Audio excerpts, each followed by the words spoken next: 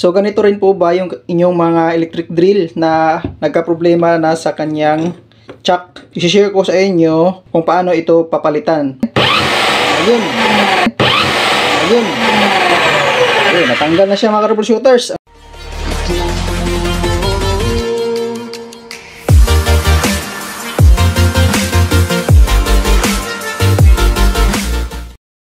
So may i-share naman ako sa inyo na panibagong kaalaman. So ganito rin po ba yung inyong mga electric drill na nagka-problema na sa kanyang chuck? So yung kanyang chuck ay ito, sira na. I-share ko sa inyo kung paano ito papalitan. Napakadali lang po nito mga troubleshooters. Kailangan lang po maipit itong kanyang chuck. So kahit ano po na pwedeng magamit natin pang ipit. Dito sa akin mga troubleshooters, meron ako ditong yabi tubo. So itong yabi tubo yung gagamitin ko na tanggalin itong chuck. So ang iba nito mga troubleshooters, ang ginagawa nila, kinakat nila ito gamit ang edger or grinder. Napakalaking trabaho na po nun. So ang isa sa option na gagawin natin, ito lang. Itong gagamitin natin, yabi tubo. Pakita ko sa inyo kung paano natin gagawin. Ang gagawin lang natin itong mga troubleshooters, iset lang natin yung ating electric drill sa reverse.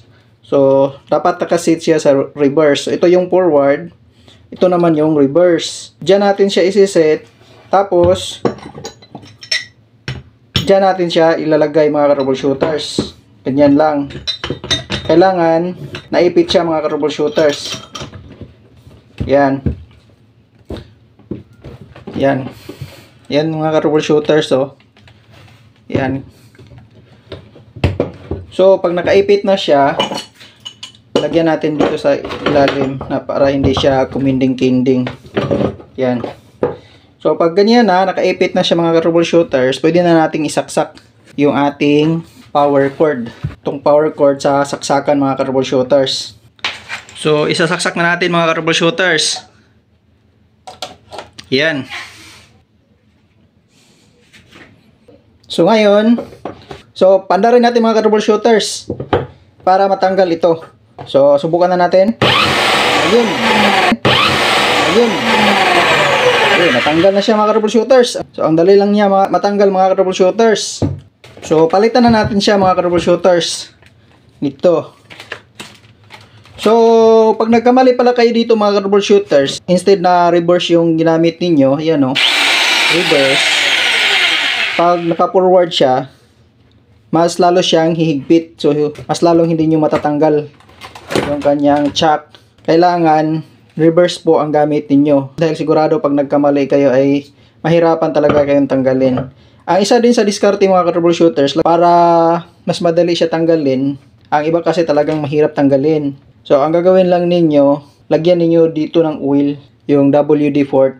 So, ganyan ninyo, tapos sprayhan ninyo ng WD-40 para mas madali siyang tanggalin. So, ikabit na natin to mga troubleshooters. Ito yung na-order natin sa online. So, ayan. Sa pagkabit nito, ikot nyo na lang mga troubleshooters. Madali na lang yan. Yan. So, para humigpit siya, iset natin tong ating electric drill sa forward. So, kung kanina naka-reverse siya, ngayon, set natin siya sa forward. So, ganito lang siya mga troubleshooters. O, yun. Yun. Ayan, mahigpit na yan siya mga troubleshooters. Pwede na yan gamitin natin. So, ganyan lang siya kasimple at kadali mga troubleshooters.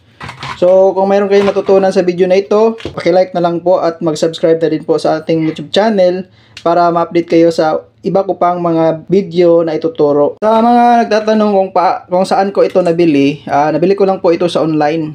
Ilalagay ko na rin po yung link nito dyan sa description para kung gusto nyo bumili ay maka-order na po kayo. Napakamura lang po ito mga troubleshooters, 100 plus lang po ito.